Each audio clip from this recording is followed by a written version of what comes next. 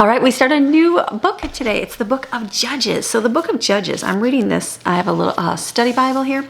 And the author says, the author of Judges is anonymous. Jewish tradition contained in the Talmud attributes Judges to Samuel.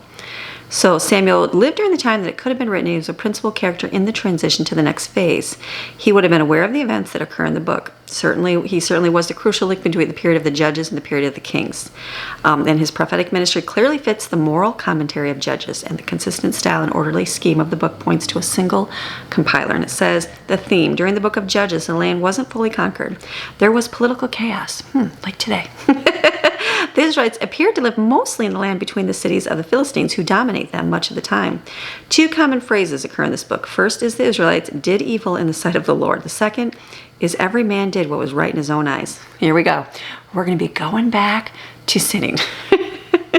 In the midst of the situation, God raises up judges who, in addition to playing the roles of adjudicator, I don't know how to say that word, educator, also provides leadership in pulling the tribes together to fight the unconquered nations. Most are reluctant. Nevertheless, God is able to use them and demonstrate his power through these individuals. I believe that they were crying out for judges, because I think as we're reading the book along, I remember hearing like, well, God puts up judges. God does as well.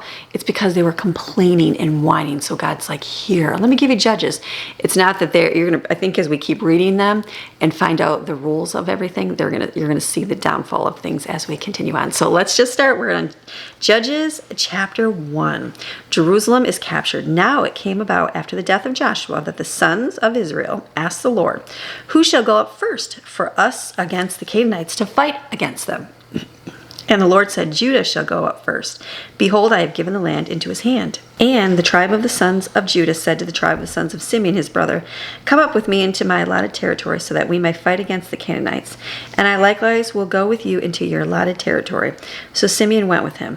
Then Judah went up, and the Lord gave the Canaanites and the Perizzites into their hand, and they struck down and defeated 10,000 men at Bezek.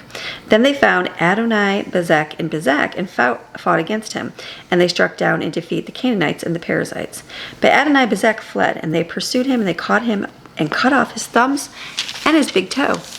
Adoni-Bezek said, 70 kings with their thumbs and big toes cut off used to gather up scraps of food under my table, as I have done to others. So God has repaid me. So they brought him to Jerusalem, and he died there. Then the sons of Judah fought against Jerusalem and captured it and struck it with the edge of the sword and set the city on fire. Afterward, the sons of Judah went down to fight against the Canaanites who lived in the hill country, in the Negev, the south country, and in the lower lands. So Judah went against the Canaanites who lived in Hebron, and Hebron formerly was Kiriath Arba, and they defeated Shesha and Ahami and Talmai. Captures of other cities. From there, the tribe of Judah went against the inhabitants of Debar. They were formerly was Kiriath-Sepher, the city of books and scribes. And Caleb said, whoever attacks them and captures it, I will even give him my daughter Aksha as a wife. Then Othniel, the son of Kenza, Caleb's younger brother, captured it, so he gave him his daughter Aksha as a wife. When she came to Othniel, she persuaded him to allow her to ask her father Caleb for her field. Then she rode up to Caleb and dismounted from her donkey, and Caleb said to her, what do you want? Isn't it interesting? All these names are so different, than you have Caleb. Why can't they be easy? She said to him, give me a blessing. Since you have given me the land of the Negev, give me springs of water too. So Caleb gave her the upper springs and the lower springs. The sons of Jethro, the Kenite, Moses' father-in-law, went up from the city of Palms, Jericho, with the sons of Judah to see the wilderness of Judah, which is in the Negev. And they went and lived with the people. Then the warriors of the tribe of Judah went with the warriors of the tribe of Simeon, his brother, and they struck the Canaanites living in Zephath and utterly destroyed it. So the city was called Hormah. Also, the warriors of Judah captured Gaza with its territory, and Ashkelon with its territory, and Ekron with its territory. The Lord was with Judah, and the tribe of Judah took possession of the hills country, but they could not dispossess and drive out those inhabitants in the valley, because they had iron chariots. Then they gave Hebron to Caleb, as Moses had asked, and he drove out from there the 3 sons of Anak. But the sons of Benjamin did not drive out the Jebusites who inhabited Jerusalem. So the Jebusites lived there with the sons of Benjamin in Jerusalem to this day. The house of Joseph also went up against Bethel, and the Lord was with them. The house of Joseph spied out Bethel, and the spies saw a man come out of the city, and they said to him, "Please show us the entrance to your city, and we will treat you kindly." So he showed them the entrance to the city, and they struck the city with the edge of the sword, but they let the man and all his family go free. The man went into the land of Hittites and built a city, and named it Luz, which is its name till this day.